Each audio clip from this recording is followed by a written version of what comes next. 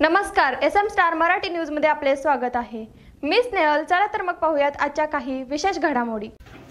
महाराष्ट्रातील तमाम विमुक्त जाती भटक्या जमाती समाज, त्याच्यासोबत महाराष्ट्रातील 36 जिल्हे 356 तालुक्यांमधील विमुक्त जाती भटक्या जमाती समाजाला माझा जय भारत, जय भारतीय संविधान।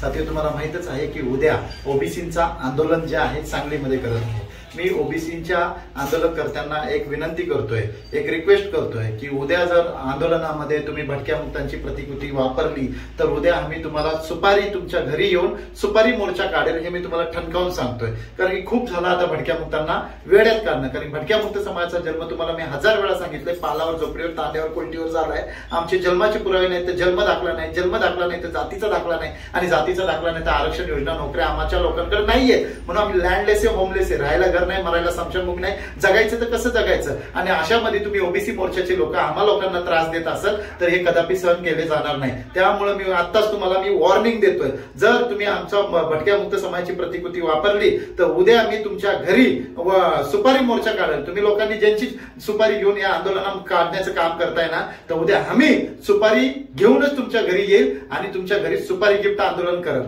त्यामुळे तुम्हाला मी परत एकदा सांगतोय, तुम्ही ज्ञानी आहे, महाज्ञानी आहे, तुम्ही परत भटक्या मुक्तांना बदनाम करण्याचं काम करू नका।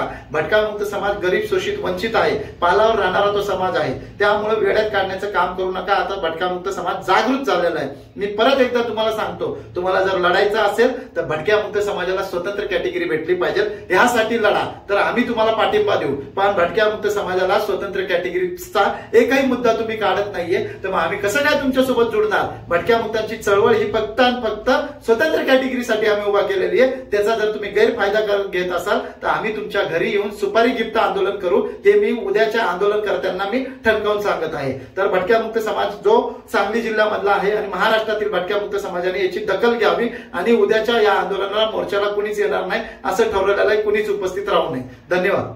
ताज्या घडामोडींसोबत अपडेट राहण्यासाठी SM स्टार मराठी न्यूज चॅनलला सबस्क्राइब करा, बेल आयकॉन दाबायला विसरू नका, म्हणजे आमचे अपडेट तुमच्यापर्यंत पोहोचत राहतील।